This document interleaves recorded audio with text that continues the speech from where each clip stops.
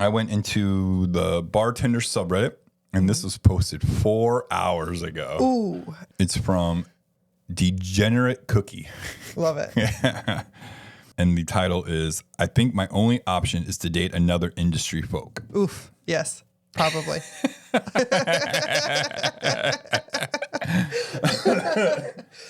Because trying to date anyone with a 9-to-5 or even an earlier schedule seems damn near impossible. Even trying to hold a conversation via text sucks.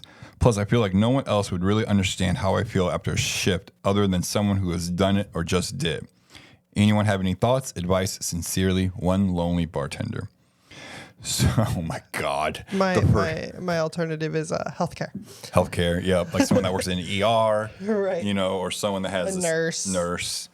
Someone like that. But this is obviously, it's not really a story, but it is something that a lot of people deal with. And what's kind of funny is in that bartender meme group I'm in Facebook, someone else did the same thing. It's hard to find someone I'm dating. You know, I'm a bartender, blah, blah, blah. You know, I live in a town where everyone knows each other, blah, blah, blah, and this and that. I can't find anyone. And my comment was, it's because you live in a small town, has nothing to do with your bartender. Because if you know everyone, right, you ran out of the pool already. Right. Like that's just living in a small town. Yeah. I mean, but if you even you live might in have to go the next town over. Right. Or 2 towns over. Depending on how small and close they are. But like even in the city of Dubuque, we're a light 60,000, and I know a lot of bartenders have issues finding people to hang out with, date, have any relationship, even, not even a sexual relationship, but just even any human relationship. Right. With. Well, and I mean, that comes down to your hours. Mm-hmm. The people that you hang out with, most people hang out with their friends after work or on days off. And when you are a bartender or a server or you work in the restaurant industry, your time off or your busy times are their times off. Right. Like Fridays and Saturdays. That is when you make your money. Yeah. And guess what? That's when everyone normally goes out to do shit. And you're missing all these functions, events, and things. And you don't make your you don't make your money at lunch. Unless you live in LA. Unless you're in a corporate area or, you know. Yeah. But yeah, it's one of those things I think a lot of other people don't think about. Like, you know, like that's why a lot of people dip their pen in the ink in the company ink because why? But it's true though. No, I hate that phrase.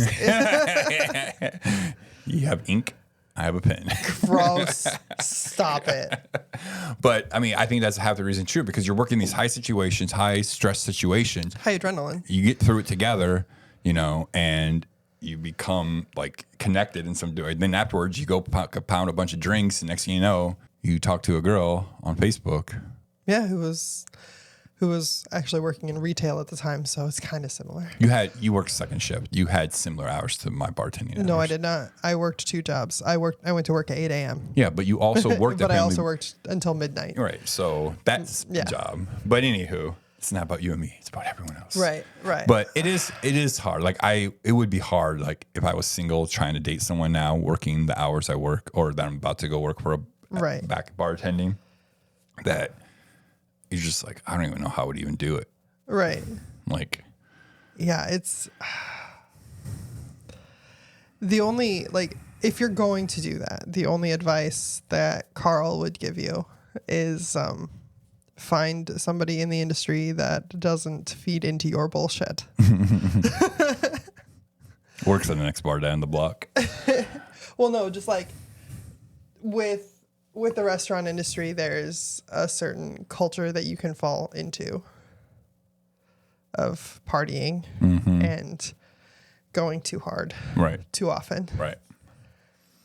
And if you find a person that's going to do that with you, you're going to have a bad time in the end. I know a couple bartenders in this town. That's what they do. And those relationships last 6 months at the most because it goes down in a blaze of glory. Mm-hmm. I don't think it's glory, but I think it goes down. It's a glorious blaze. That boat is sinking like a motherfucker in the ocean. Yes. Yeah, I think, again, some people who don't work in the industry don't even think about it because they have a normal 9 to 5. They have found someone that's easier to go find, to go socialize with. Because when a bartender, you can't go on a date. You can go on dates at 8, 9 in the morning, but you're going to have fucking breakfast. You're going to have some coffee. But usually at night, it's easier to go have a couple drinks, dinner. Right. Like it's a different vibe for sure. Right. Or you end up hanging out with bartenders after hours and you end up going to the strip club because that's the only place open that you can still drink, but that's not home. Yeah. And then you run into somebody you went to college with and then it gets awkward. Yeah. Not a personal experience Not at at all. Not at all. I don't think there's really actually no rating, I don't think, for the store because this is I guess at the end of the day we can call it 1.5. Yeah. It's an average thing that happens to a lot of bartenders. Yeah. It's a hard thing. But if you do have someone, let's say if we were starting to date and then I go into being a bartender when I never have, or a server, and got to start working these crazy hours, it puts a strain on that relationship. Yeah. Especially if your partner has a 9 to 5. Now you're never going to see each other. Right. I mean, that was a lot of our relationship for the first couple of years. We never saw each other a lot. Yeah.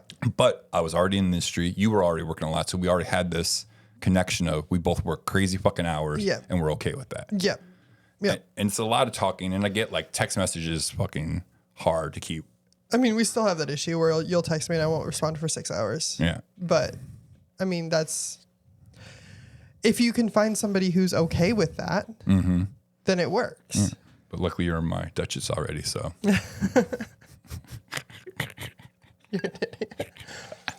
Hear that, folks? You hear that? It's the sound of disappointment.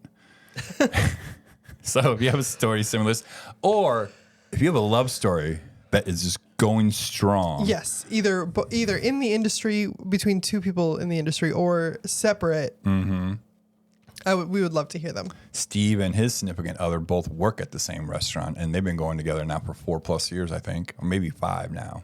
But they haven't always worked at the same restaurant, have That's they? how they met. Oh, okay.